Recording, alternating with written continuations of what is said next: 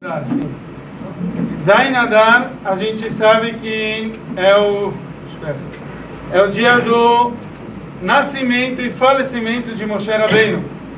Então, só um dado interessante: quando os Rebbeim eles se tornavam Rebes, só eles não falavam Tachanun nessa data.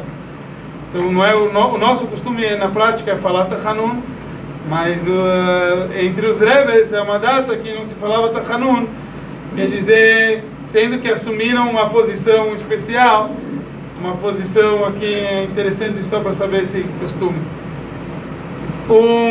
A vida toda, não é isso? Depois que assumiram a liderança, só depois que assumiram o Nessius. Então, voltando àquilo que a gente estava falando, hoje é o dia do aniversário de nascimento e falecimento de Moshe Rabbeinu. Então vamos ver um pouco sobre essa data. A gente já falou outras vezes que está escrito que sobre essa data que Haman, o perverso, ele quis fazer um sorteio, ficou tão feliz que caiu no mês de Adar. Então ele falou que, olha, aqui a gente pode comemorar. Por quê? Porque é o mês que faleceu Moshe Rabbeinu. Ele não sabia que Moshe Rabbeinu também nasceu nessa data. E a linguagem no Rashi, ele traz nessa linguagem no Talmud, que Dai é uma data tão propícia que o nascimento do Tzadik Mechaber, ele perdoa sobre o falecimento. Há várias explicações sobre isso. Vamos deixar um pouco essa informação de lado e vamos ver outros assuntos e a gente chega lá.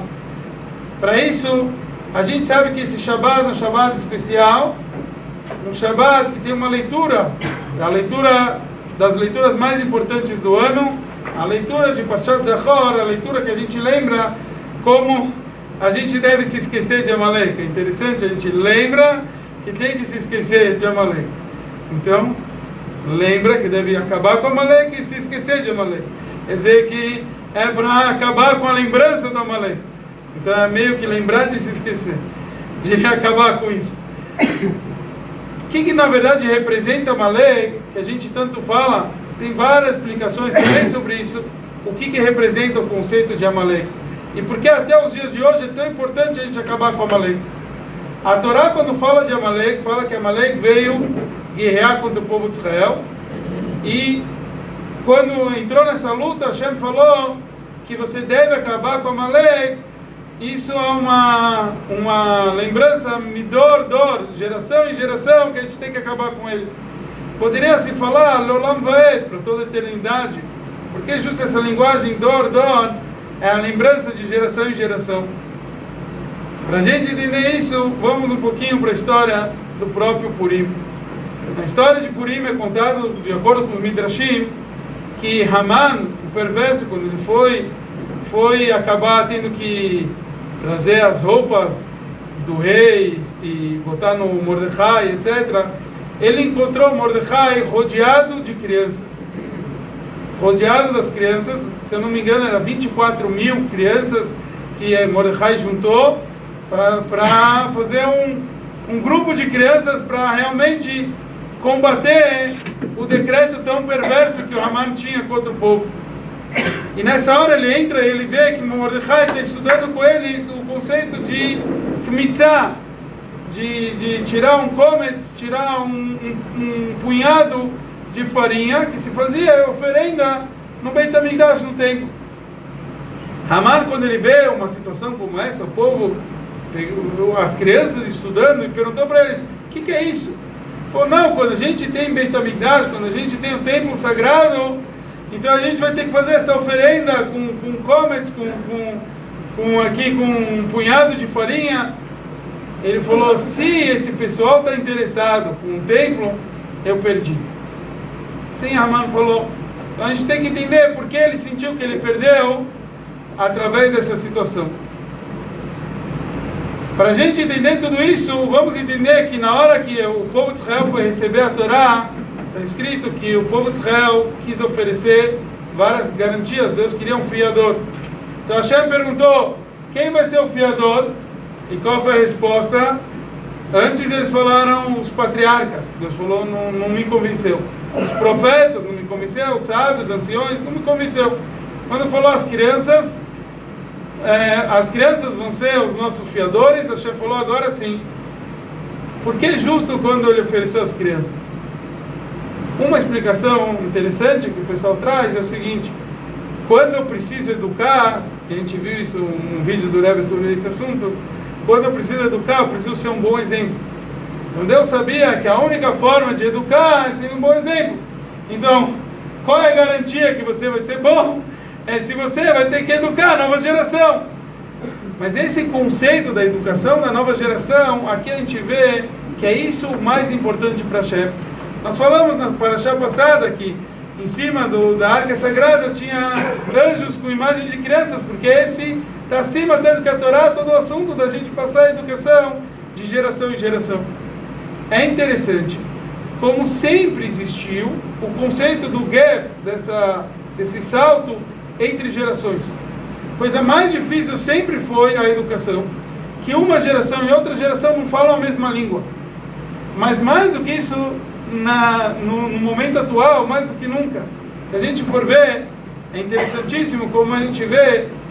Eu estava hoje justo no almoço, eu contei que em 20 anos, 20 e poucos anos, eu me lembro quando eu viajei para estudar na Yeshiva, justo tinha viajado com o Dudu, a gente resolveu tomar uma decisão, porque a gente viu lá na Yeshiva lá fora, que tinha todas as fitas cassetes, as fitas de gravação do Rebbe, mais de 1000 fitas que tinha. Então a gente resolveu fazer cópias, que não tinha aqui no Brasil. Então a gente resolveu fazer cópias. Então a gente comprou mais de 1000 fitas e fazia a cópia e escrevia em cada fita qual é a data, com o Fabrengen, isso, aquilo do Rebbe, que ano. A gente trouxe até aqui, pedimos para um marceneiro fazer um armário e cada ano era uma gaveta, etc. Toda uma coisa. 2, 3 anos depois estava tudo digitalizado. Então acabou, quer dizer, virou insignificante, virou obsoleto esse conceito. Quer dizer, é interessante como tem esse gap de gerações, onde como que funcionava, como que era orelhão, ninguém nem se lembra mais. Então o que acontece? Haman, Amalek, a palavra Amalek vem o conceito também Melikah, que é separar a cabeça do corpo. O conceito de Amalek era dor, geração em geração, eles queriam fazer que uma geração esquecesse da outra, que não tivesse a conexão entre gerações. Chega pra gente aqui e ensina Mordechai. Ensinou, a gente sabe que o Rebbe traz isso em vários lugares, o Rebbe seguiu esses mesmos caminhos, a ênfase dele sempre foi a educação das crianças. E esse é o ponto judaico, como a gente falou. Toda a nossa preocupação sempre tem que ser como vai ser a futura geração. Quando Amã percebeu que a futura geração vive como se fosse que ele estivesse no templo, ele falou para eles, não é coisa do passado, para eles vivem com isso na atualidade. Ele falou, ele entendeu que até o falecimento, em outras palavras, de Moshe Rabbeinu, não para, porque Moshe Rabbeinu nasceu, isso dá continuidade. Então é verdade que nessa parashá, nessa leitura, a gente não vai encontrar o nome de Moshe Rabbeinu. Parashat Tetzaveh, a leitura dessa semana não tem o nome de Moshe, mas tem a essência de Moshe. Tem os ensinamentos, o líder da geração ensinou como cada criança vive com Yiddishkeit, vive com o judaísmo e curte o judaísmo. E esse é a maior antídoto, maior vacina contra o Amalek, contra aquilo que Aman queria fazer conosco. Então que a gente possa implementar e botar isso em prática, viver com o judaísmo de uma forma que a gente possa passar para as futuras gerações, cada um viver isso ao máximo, que isso seja da melhor forma possível, Bezrat Hashem. O Ayamel de hoje à noite, Zayin Adar, a gente tem Zayin Adar 1 e Adar 2. Então, Adar 1 ele nos traz que todo Yudi precisa saber que ele é um emissário, um Shliach de Hashem, que é o Senhor de tudo, e que onde quer que ele se encontra, ele foi encarregado de realizar a vontade e o propósito pelo qual Hashem criou o mundo. Isto é, a sua missão é iluminar o mundo com a luz da Torá e a Avodah, que é o serviço a Hashem. Isto se faz através da prática das mitzvot e implantando dentro de si mesmo boas virtudes. De Adar Shini, de Adar 2, ele nos traz que quando se anda pela rua, deve-se pensar palavras de Torá, ou seja, meditá-las e verbalizá-las, dependendo Se a lei judaica permite que se mencione palavras santas naquele determinado local, quer dizer, tem locais que tem sujeiras, etc., que não se deve falar, mas pode se pensar, então isso depende da situação. Mas quando a pessoa caminha e não está ocupado com a palavra da Torá, a pedra sobre a qual ele está pisando lhe diz, Bula, que é tolo em russo, por que me pisas? Em que é superior a mim? E ninguém quer ouvir isso das pedras, então que a gente possa estar bem ocupado.